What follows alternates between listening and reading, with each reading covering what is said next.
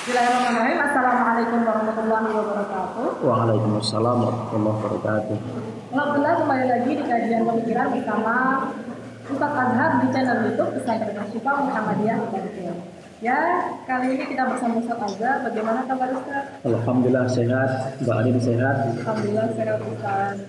Dan insya Allah hari ini kita juga akan memberikan informasi yang sangat sehat dan segar, ya, dan sangat terkini. Oke, sekarang kita akan masuk ke dalam kajian, tapi sebelumnya melihat realita dan fakta sosial. Bahwasanya kita menemukan banyak sekali kejadian-kejadian yang mengatasnamakan Islam, dan itu ya saya tidak tahu itu di luar Islam atau tidak ya Ustaz. Contohnya ini seperti ada kasus nih pemuda bom bunuh diri, kemudian mengatasnamakan bahwasanya saya ini berjihad untuk membuat daulah Islam yang bangkit kembali. Kemudian apakah fenomena ini benar atau salah Ustaz dalam Islam? Ya, jadi ini fenomena yang harus kita dudukkan. Ada masalah apa di balik peristiwa-peristiwa yang telah terjadi itu.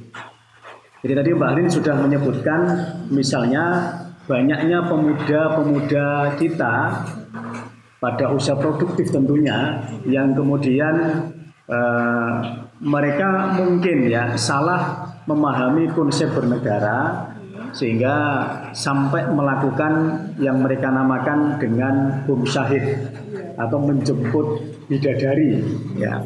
Karena mereka menganggap bahwa suatu negara yang tidak ya dalam bentuk negara Islam, maka bagi mereka itu dianggap sebagai negara yang kafir dan perlu untuk dilawan. Nah, ada dua yang kemudian harus kita kritisi dari fenomena ini. Yang pertama adalah dari keyakinan tentang adanya bom syahid itu. Jadi dalam agama Islam yang kita kenal itu ada ajaran jihad. Yang itu jelas, aturannya jelas dalam kajian fikih bisa kita kaji itu.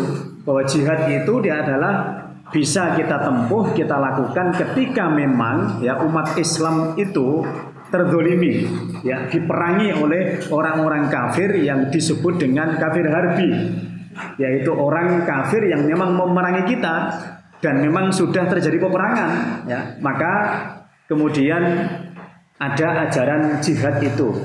Nah, tetapi fenomena yang kemudian mereka namakan dengan bom syahid, ya ini kan sebenarnya tidak sesuai dengan kajian-kajian yang diurai di dalam kajian hukum Islam atau fikih ya. Jadi ini yang pertama yang kemudian perlu untuk kita luruskan ya. Jadi itu bukan bom syahid tapi ya bisa kita sebut sebagai bom bunuh diri itu yang dalam Islam itu dilarang. Kemudian masalah kedua yang harus kita luruskan adalah tentang konsep bernegara itu. Ya, jadi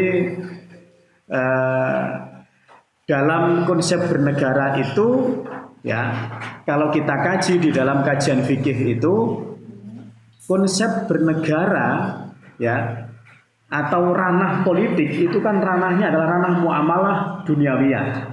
Dalam kajian kita yang kemarin sudah kita kaji, kita singgung bahwa Islam itu kalau kita simpulkan isinya ada 4 ya, akidah, akhlak, ibadah dan muamalah. Nah, muamalah itu dalam usul fikih itu disebutkan bahwa hukum asalnya adalah mubah. Al aslu fil muamalati al ibahatu. Hukum asal muamalah itu adalah boleh hatta yadullat dalilu ala tahrimi, sampai ada dalil yang mengharamkan.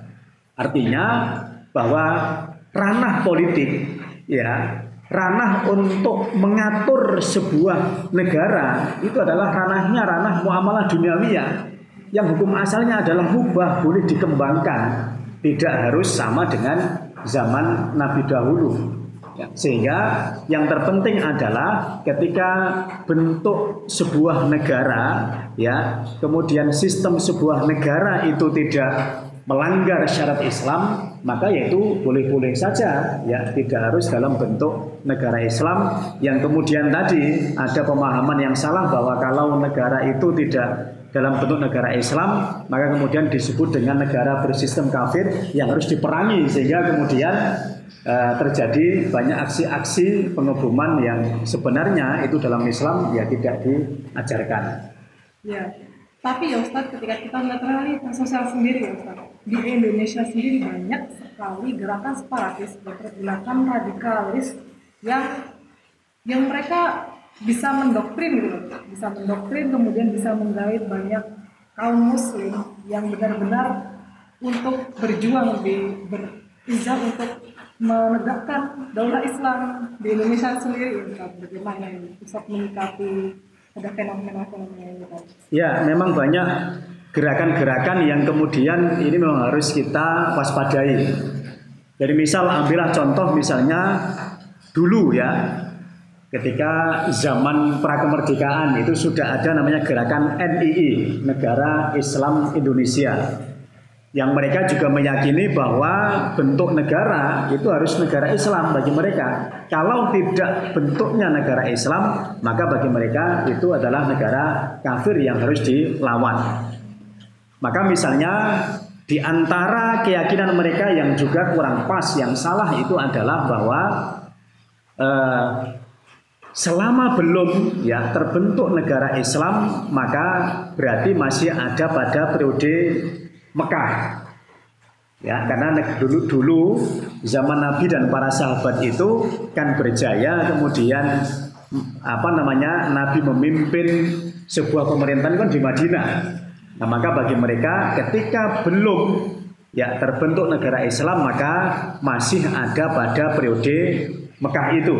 Nah, sehingga perintah-perintah yang itu tergolong ayat Madaniyah itu belum wajib untuk dilaksanakan.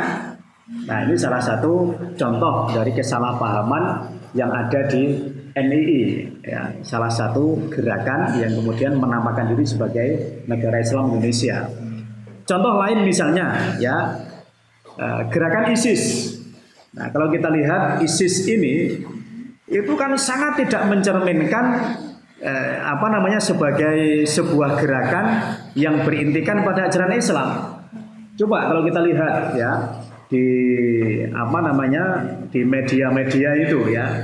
Jadi mereka dengan teganya melakukan pembunuhan, kemudian kezaliman, tidak hanya kepada orang kafir tetapi kepada sesama muslim yang tidak sepaham misalnya.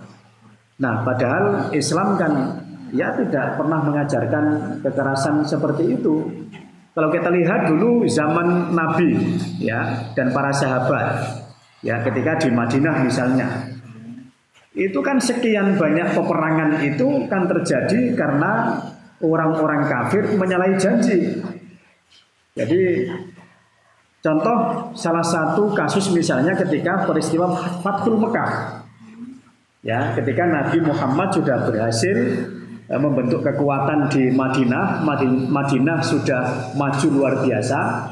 Ketika mau mengadakan penaklukan kota Mekah, ya itu kan Nabi sebenarnya punya kesempatan yang luar biasa untuk balas dendam kepada orang-orang Mekah yang dulu jahat kepada Nabi.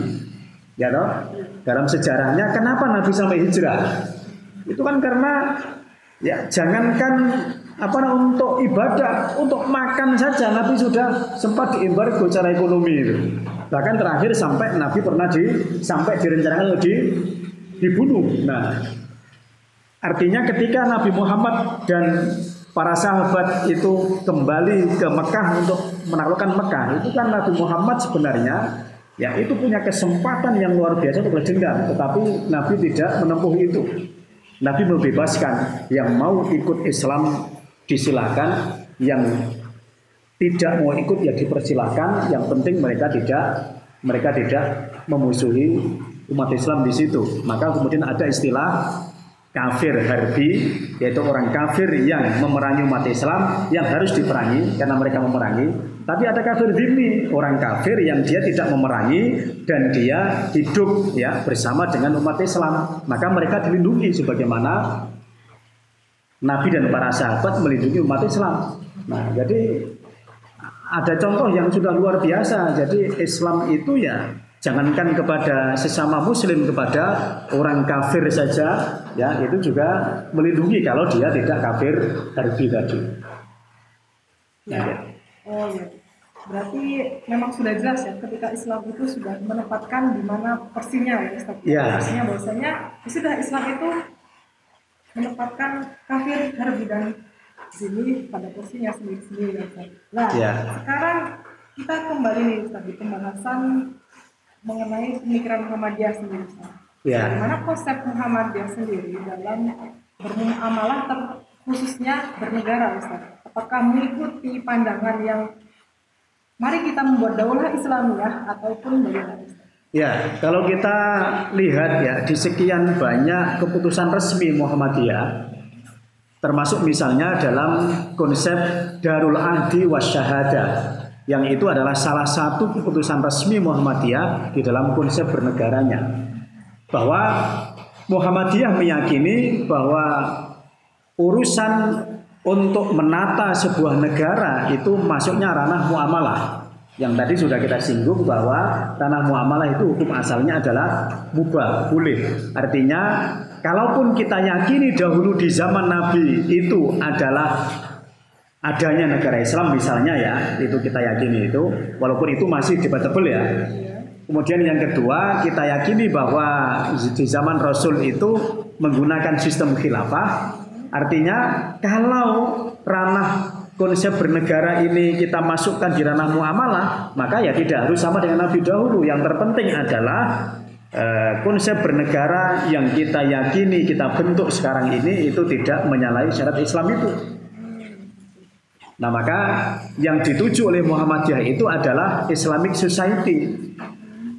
Jadi membentuk masyarakat yang betul-betul mau untuk melaksanakan syarat Islam itu. Jadi kalau dalam kajian fikih itu ya kajian tentang harus negara Islam atau tidak itu masih debatable. Tapi kalau umat Islam itu harus melakukan syariatnya, itu sudah tidak ada perdebatan, memang satu kewajiban. Nah, maka yang dituju oleh Muhammadiyah itu bukan untuk mewujudkan Islamic State, negara Islam, tidak. Tetapi yang dituju oleh Muhammadiyah itu adalah untuk mewujudkan masyarakat yang bisa menerapkan ajaran Islam itu. Nah, itu yang menjadi konsep bernegaranya Muhammadiyah. Tadi kan ada nih istilah yang lahir tapi kita belum tahu ini. Ya. Istilah Darul Ahdi Wasyahadah. Oh ya. Itu maksudnya apa Ustaz? Kan kita tidak tahu. Oh, Darul itu apa, Ahdi apa, Syahadah itu apa Ya. Bisa jelaskan? Ya, jadi begini Mbak Anin. Saya kira ini salah satu konsep yang luar biasa yang dimiliki oleh Muhammadiyah, dan saya kira ormas-ormas yang lain ini juga mungkin sudah punya tapi mungkin tidak serinci yang dimiliki oleh Muhammadiyah ini, yang dinamai dengan konsep berbangsa dan bernegara Darul Ahdi Wasyahadah. Nah, jadi setelah Muhammadiyah meyakini bahwa ranah berbangsa itu adalah domainnya muamalah tadi yang boleh membedai di zaman Nabi tadi, maka kemudian Muhammadiyah yang ada di Indonesia ini ataupun mungkin yang di negara lain yaitu memahami bahwa bentuk negara seperti NKRI ini ya, Negara Kesatuan Republik Indonesia, ini dianggap sebagai Darul Ahdi, sebagai bentuk negara yang tidak menyalahi syariat Islam. Nah, sehingga NKRI dianggap sebagai konsensus bersama. Jadi sudah kesepakatan bersama bahwa negara Indonesia ini dinamai dengan NKRI yang berlandas pada Pancasila, Undang-Undang 45 ya, yang seluruhnya itu sebenarnya adalah dianggap diyakini tidak bertentangan dengan syarat Islam. Itu yang dimaksud dengan Darul Ahdi. Nah, Darus Syahadah itu adalah setelah Muhammadiyah meyakini bahwa tidak ada pertentangan dengan ajaran Islam, tentang NKRI tadi, maka kemudian tinggal bagaimana NKRI ini kita majukan bersama-sama dengan kita memberikan manfaat kepada negara ini dalam bentuk apapun itu. Nah, maka kalau kita lihat dari konsep ini, maka ya Muhammadiyah tidak memiliki konsep bernegara untuk mendirikan negara Islam tadi. Tapi bagaimana bangsa Indonesia ini betul-betul bisa melaksanakan syarat Islam itu. Nah, wujud konkretnya adalah bagaimana kemudian ya setelah kita menyepakati bersama tentang keabsahan NKRI ini, selanjutnya adalah bagaimana tinggal kita majukan bersama-sama. Saya kira Muhammadiyah dalam hal memajukan tidak hanya pasca kemerdekaan, ketika pra kemerdekaan sudah sangat banyak kontribusinya di dalam ikut memerdekakan bangsa ini. Saya kira tidak usah diragukan lagi kalau Muhammadiyah dalam konsep bernegaranya, ya, jadi tidak masuk pada ranah gerakan yang sesat atau yang menyempal atau yang sangat radikal yang salah memahami konsep bernegara tadi. Saya kira Muhammadiyah ya konsepnya sudah luar biasa tadi di dalam memahami konsep bernegara. Begitu Mbak Ani. Berarti kalau konsep Pancasila sendiri linear Ustaz dengan ahli wasyahadah. Iya. Maka kalau kita lihat dalam sejarah ya, itu kan dulu sempat ada namanya Piagam Jakarta. Ya, yang sila pertamanya itu adalah dulu berbunyi ketuhanan dengan melaksanakan syarat Islam bagi para pemeluknya. Tapi kemudian ada ya sekian masalah lah ya. Ada kalau dalam sejarah kita bisa baca itu ada sedikit ancaman ya dari beberapa pihak, kalau itu tidak diubah nanti beberapa bagian di negara yang baru terbentuk tadi itu nanti akan memisahkan diri. Maka kemudian salah satu kebesaran hati ya, kemurahan ya umat Islam itu adalah mau untuk merubah sila pertama itu yang kemudian sekarang menjadi ketuhanan yang Maha Esa. Yang itu kalau kita lihat di kajian sejarah bahwa itu yang mengusulkan ya, itu juga adalah dari tokoh Muhammadiyah, yaitu siapa? Ki Bagus Hadikusumo, itu yang mengusulkan kalimat itu. Dan itu kan sangat sesuai dengan akidah kita sebenarnya. Sehingga memang dalam memahami Pancasila tidak bisa kemudian kita meninggalkan sejarah terbentuknya itu. Kalau kemudian sejarah pembentukan Pancasila itu ditinggal, ya nanti memahami Pancasilanya salah nanti. Maka sejarah itu tidak boleh ditinggal. Wah, ternyata waktu kita sudah sangat panjang untuk membahas mengenai Darul Ahli Wasyahadah.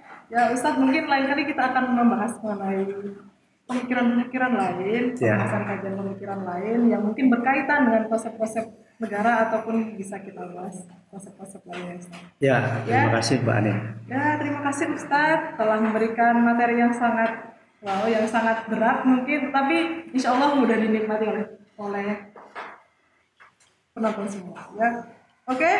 Di sini di akhir kata saya ingin membacakan satu quote dari pimpinan kita, dari Bapak Haidar Nasir, Ketua Umum Pimpinan Pusat Muhammadiyah, dan ini sangat relevan dengan pembahasan Darul Ahli Wasyahadah. Jadi, jadilah elit negeri yang menghayati falsafah negara secara genuin dan konsisten. Jangan hanya pandai menslogankan petik Pancasila, tetapi luruh penghayatan dan pengamalan. Jangan pula piawai berteori tentang Pancasila minus praktik dan keteladanan. Ya, terima kasih. Syukran ala ihtimamikum. Wassalamualaikum warahmatullahi wabarakatuh.